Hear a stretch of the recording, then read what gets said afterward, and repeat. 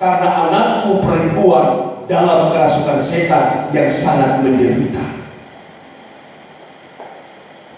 Dan kita belajar dalam keadaan dunia hari ini, saudaraku yang dikasihi Tuhan. Dan kita tidak bisa memungkiri apa yang terjadi di tengah-tengah dunia ini. Yang terjadi di tengah-tengah dunia ini adalah kerusakan moralitas dari anak muda remaja, artinya dari umur yang sangat begitu memprihatinkan. Semua sudah ada di dalam keguncangan moralitas. Sadarkah kita apa yang dialami oleh seorang perempuan Kanaan ini bisa kita alami dalam hidup kita? Dan mungkin pengalaman seperti perempuan Kanaan ini juga pernah menjadi pengalaman saya dan saudara, yang mungkin juga pengalaman perempuan Kanaan ini sekarang ini menjadi pengalaman saya dan pengalaman saudara.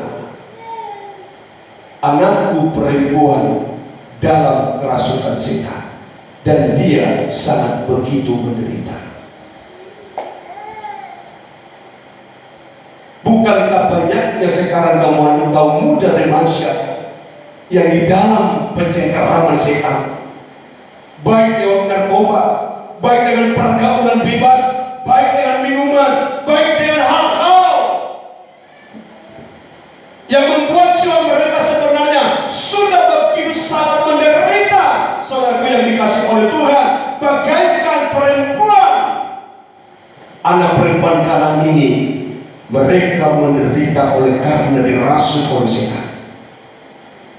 Tetapi apa yang kita lihat di dalam pengalaman ini, di saat perempuan itu tahu berseru kepada Allah, itu akan menjadi satu langkah, pintu-pintu terbuka dalam setiap pergumulan-pergumulan yang mereka alami dalam kehidupan mereka.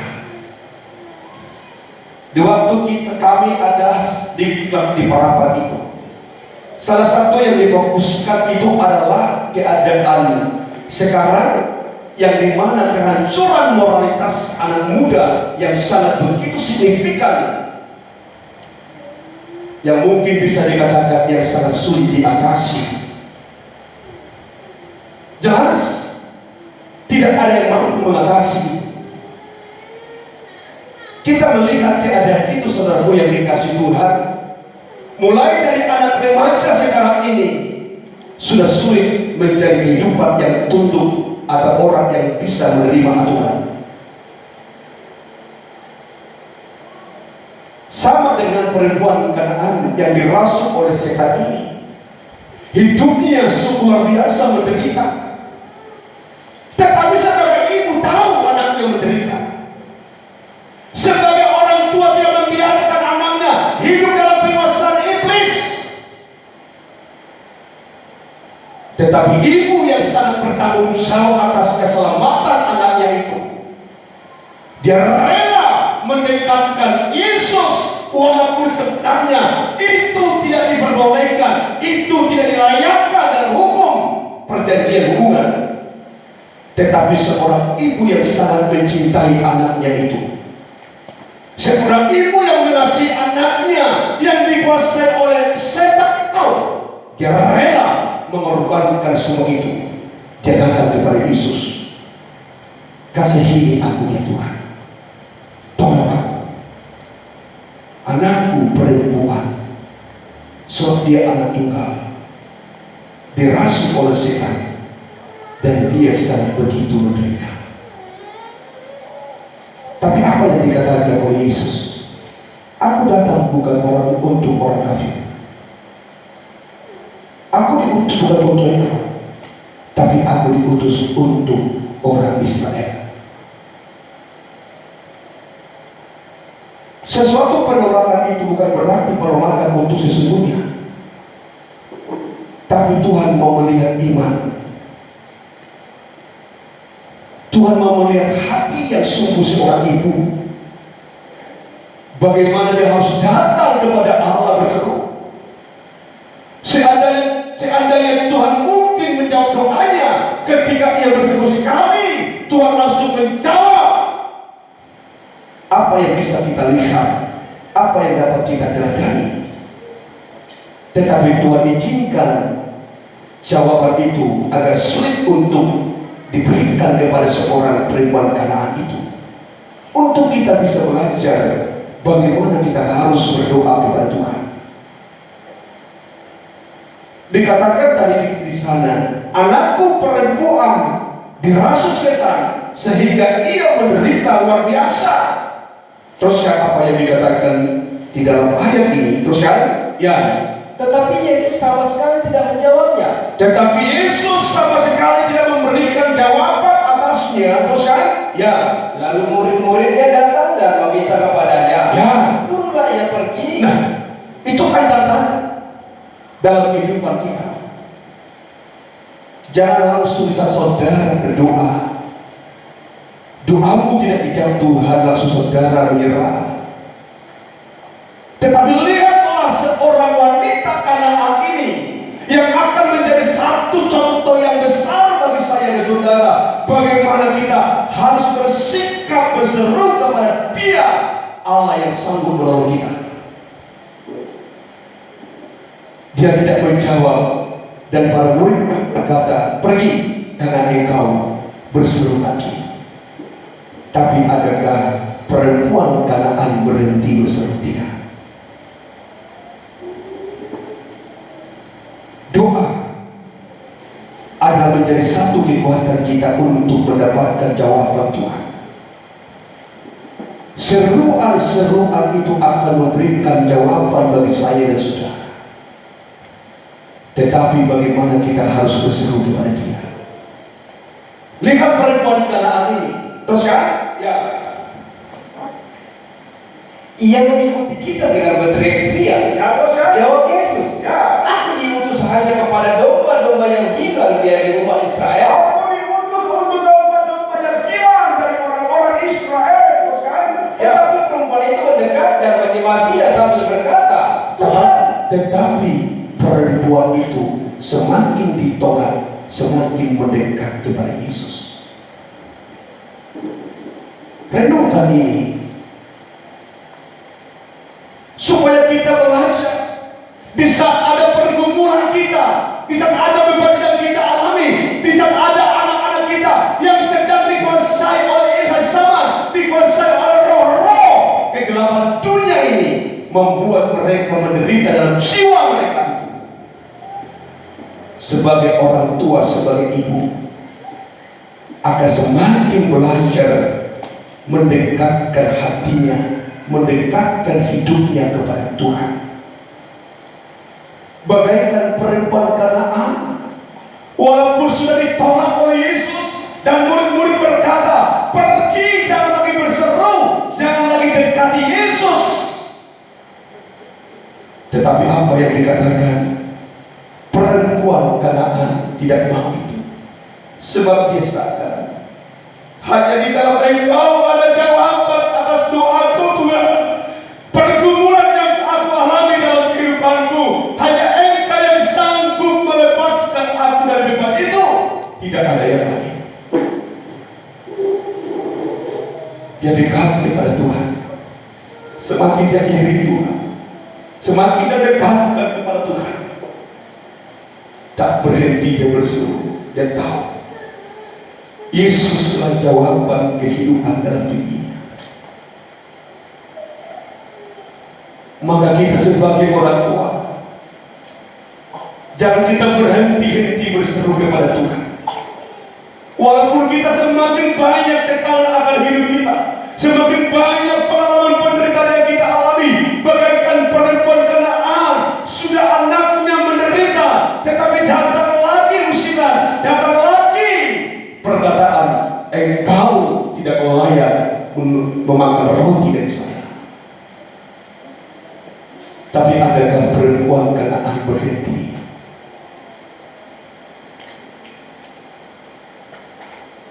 Sebagai orang tua harus bertanggung jawab atas keselamatan anaknya. Jangan kita sebagai orang tua lena akan melihat anak-anak kita telah dikuasai setan, dikuasai oleh penghulu-penghulu dunia, dikuasai oleh penghulu-penghulu kegelapan. Kita seakan-akan tidak peduli. Tetapi lihatlah perempuan Kanaan. Di saat dia melihat anaknya sudah menderita luar biasa oleh karena perbuatan setan yang begitu mencengkeram kehidupannya, dia rela datang kepada Yesus dengan kesabaran. Sebab saya melihat di dalam ayat ini seorang perempuan Kanaan penuh dengan kesabaran yang luar biasa.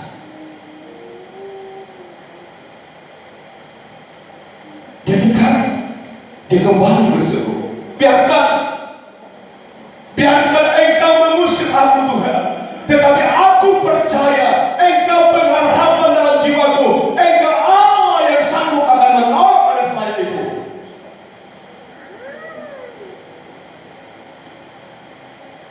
Lebih tekanan itu datang lagi dalam kehidupan perempuan Kanaan. Di saat Yesus berkata, tidak layak roti diberikan kepada anjing. Itu sesuatu hal yang mengerikan dalam hidup seorang pribadi manusia. Coba kita lanjutkan pembacaan itu saudara yang dikasih Tuhan. Terus kan? Ya. Ayat 26 apa yang dikatakan Yesus di sana, terus kan? Ya. Tetapi Yesus menjawab, Ya. tidak patut mengambil roti yang disediakan bagi anak-anak, Ya, terus kan? melemparkannya kepada anjing. Ya. Kata perempuan itu, benar Tuhan. Ya. Namun anjing itu makan remah-remah yang jatuh dari meja Tuhan. Perhatikan ini dengan baik. Sebenarnya perkataan Yesus itu sudah menyakitkan hati seorang wanita. Tidak layak engkau makan roti yang dariku, sebab engkau adalah anjing-anjing bagi orang Yahudi. Tetapi adakah seorang perempuan Kanaan ini berkata, kau bukan Allah yang benar, engkau bukan Allah yang penuh kasih, sebab engkau menolak seruanku dan engkau berkata aku anjing. Tetapi dia berkata, benar aku anjing.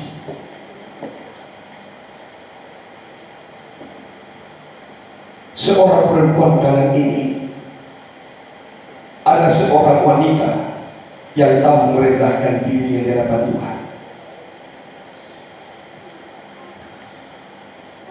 Dia sadar siapa dirinya. Tetapi banyak kita sebagai manusia, banyak kita sebagai orang tua, banyak kita sebagai ibu-ibu tidak menyadari betapa hinanya kita sebenarnya di hadapan Tuhan, sehingga kita tidak mau merendahkan hati kita di saat kita datang berseru kepada Tuhan untuk memohonkan pertolongan dalam hidupnya.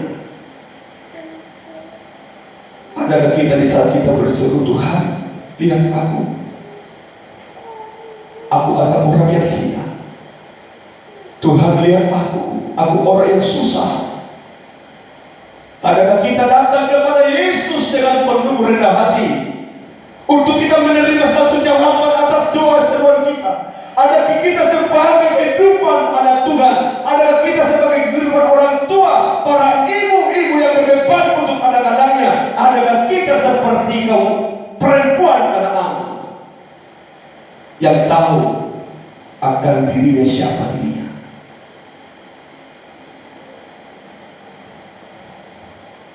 Sebab Tuhan tak pernah mendengarkan doa orang sombong, tapi Tuhan selalu mendengarkan seruan orang yang rendah hati. Belajar rendah hati. Jangan suka memegahkan dirimu.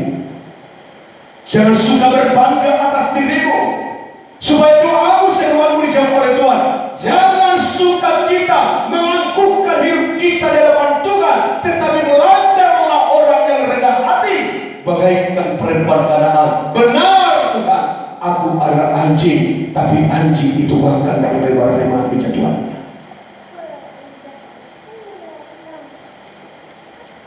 Di dalam dirinya tidak ada kesombongan, dalam dirinya tidak ada keangkuhan, dalam dirinya tidak ada kemegahan diri sendiri, dalam dirinya tidak ada kebenaran diri sendiri. Dia sadar dia anjing, dia sadar orang yang tidak berguna di hadapan Allah. Dia sadar itu. Sebab dia terima apa yang dikatakan Yesus, engkau anjing.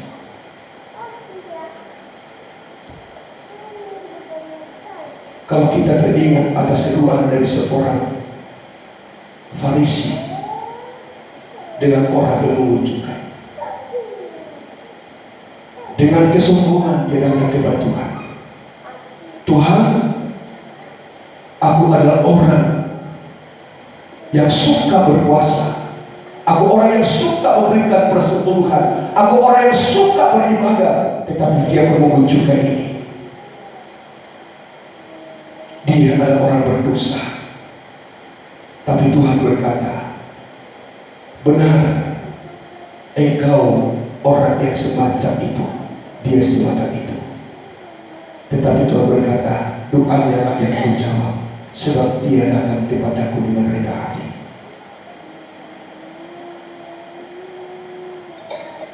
Artinya apa? Di saat kita berseru kepada Tuhan, koreksi hati kita ini, periksa hati. Jangan sampai datang kepada Tuhan dengan keakuan. Jangan sampai datang kepada Dia menunjukkan, oh aku ini Tuhan, seorang imam-imam, aku ini seorang Kristen, maka jawablah doaku Tuhan. Tapi sesungguhnya kita harus berkata kepada Tuhan, aku tidak ada apa-apa. Aku orang hina, aku orang yang tidak berguna. Bagaikan doa pengunjukkan, Tuhan, aku ini orang berdosa. Sesungguhnya aku tidak layak di hadapan-Mu Tuhan. Dan di saat itu Tuhan melihat, hei kamu berwujud, doamu akan menghantar engkau ke rumah Bapa. Tapi doa orang Farisi yang sombong dan aku ini akan membuat doanya tertutup di surga. Doa orang yang hidup dalam kesombongan itu sama dengan doa menutup pintu surga. Sekali lagi saya katakan ini, kalau kita datang berseru kepada Tuhan dengan kesombongan, datang berseru kepada Allah dengan keangkuhan hidup, suka membenarkan diri kita, suka memegahkan diri kita, kita berlaku angkuh di hadapan Allah, maka doamu, seruanku dan seruan kita akan menutup pintu surga dalam hidup kita. Tuhan tidak mau.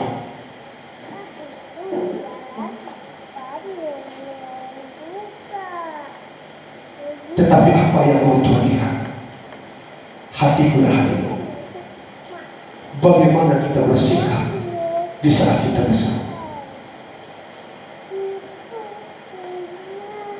Kalau kita datang berseru bagaikan perempuan Kanaan yang penuh dengan kesabaran, yang penuh dengan kerendahan hati, yang penuh dengan iman yang besar kepada Allah, maka disitulah pintu surga terbuka untuk menolong setiap pergumulan akan hidup kita.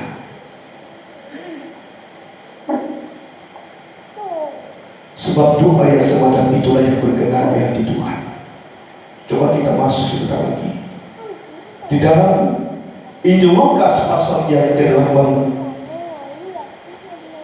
ayat yang ke-10. Sedikit lagi kita lihat, perhatikan baik-baik ini, supaya kita datang berseru dengan rendah hati kepada Tuhan, bukan dengan kesombongan, bukan dengan kemegahan diri kita, tapi harus dengan kesadaran. Mari kita lihat di dalam Injil Lukas pasal yang ke-18 ayat 10 sampai ayat yang ke-13. Seluruh yang dikasih Tuhan, teruskan. Ya, Ada dua orang pergi ke bait Allah untuk berdoa. ya, Yang seorang adalah orang Farisi, ya, teruskan. yang lain pemungut cukai. Ya, teruskan. Orang Farisi itu berdiri berdoa dalam hati begini, Ya, ya Allah, aku mengucap syukur kepadamu, Ya, teruskan. karena aku tidak sama seperti semua orang lain. ya, Bukan perampok, bukan orang lain, ya, terus. bukan pezina, dan bukan juga seperti pemungut cukai ini. Ya, teruskan. Aku berpuasa 2 kali seminggu. Oh, aku puasa 2 kali 1 minggu. Teruskan. Ya, Aku memberikan persepuluhan sudah tidak persepuluhan. Terus, ya, tetapi pemungut cukai itu berdiri jauh-jauh. ya, teruskan. Ia tidak berani mengarah ke langit, Ya, melainkan ia memukul dari diri dan berkata, ya, ya Allah, kasihilah aku orang berdosa ini. Ya, kasihanilah aku orang berdosa ini. Bandingkan doa orang yang sombong, doa orang yang angkuh. Doa orang yang sombong sangat bertele-tele, selalu mengungkapkan kebanggaan diri.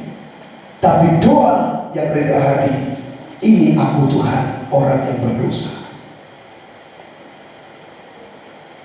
Dan itulah yang dimiliki oleh orang perempuan Kanaan. Di saat dia berseru kepada Tuhannya untuk memohonkan pembelaan, memohonkan pertolongan dari pribadi Yesus itu, dia tunjukkan, aku orang yang hina, aku orang yang rendah hati Tuhan. Dan doa orang-orang itulah yang akan dijawab oleh Tuhan. Amin. Berarti milikilah pengharapan, miliki kesabaran, miliki rendah hati, miliki iman yang besar, maka doa akan dijawab oleh Tuhan. Amin. Kita tutup ayat ini. Apa yang dikatakan Yesus kepada perempuan Kanaan itu? Yuk lanjutkan kembali dalam Matius 12 ayat yang ke-28. Begitu kan? Terus kan? Dalam Matius pasal yang ke-20, Matius pasal 15 ayat 28 itu, supaya kita melihat apa yang harus kita miliki. Baik, puji Tuhan. Terus kan? Ya. Maka Yesus menjawab dan berkata kepadanya, Ya. hai ibu, besar imanmu, Ya. maka jadilah kepadamu seperti yang kau kehendaki. Hai ibu, besar imanmu, jadilah seperti apa yang engkau kehendaki. Amin. Seruan-seruan orang-orang semacam inilah yang akan dapat membuka pintu-pintu surga. Doa yang penuh dengan kesabaran, doa yang penuh pengharapan itu, doa yang penuh iman yang besar, dan doa yang disertai dengan rendah hati itu akan mendapatkan jawaban dari Tuhan. Maka apa yang harus kita miliki untuk mendapatkan sesuatu jawaban atas doa? Firman Allah yang kepada saat siang hari ini, itu jawabannya, tidak ada yang lain. Ya, jangan katakan saudaraku, Tuhan, aku orang yang setia, aku bukan orang lain, aku bukan pencuri, aku bukan ini, aku seorang yang rajin berpuasa, beribu-ribu saudara berpuasa. Tapi kalau hatimu tidak memiliki kerendahan, bagi Tuhan itu tidak berguna. Oh Tuhan, aku memberikan persepuluhan. Jangan bangga saudara berikan persepuluhan, tetapi hatimu dalam keangkuhan dan kesombongan, tetap bagi Allah engkau tidak berguna. Hanya Tuhan merindukan dari kita adalah iman, pengharapan, dan kasih, rendah hati. Maka itulah yang akan membawa kita menerima segala sesuatu yang baik dari Tuhan. Perempuan Kanaan tertolong di saat anaknya menderita dalam kerasukan setan. Mungkin sekarang ini kita orang tua, para ibu-ibu bergumul beranak-anak yang dicengkeram oleh setan, tapi datang kepada Tuhan ini dengan rendah hati, berseru kepada Tuhan, Tuhan, aku manusia berdosa, aku tidak berguna di hadapan Tuhan, tapi aku tahu hanya Engkau yang sanggup menolong aku, Tuhan.